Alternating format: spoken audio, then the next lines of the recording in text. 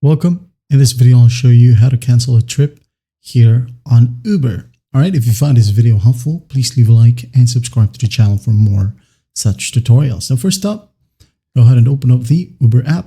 All right, just wait for the app to load. Now in here, at the center of your screen, you should be able to see ride details.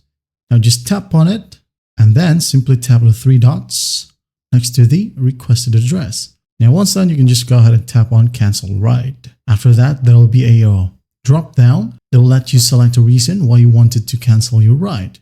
Okay? Just select a reason, and once done, again, click or tap on cancel ride, and after that, you're good to go. Okay? If you want to cancel after you've matched with a lesser or a lesser partner, you can go ahead and tap the bar at the bottom of your screen that says ride details, or tap the three dots next to the requested address, just like what you have in there at the top.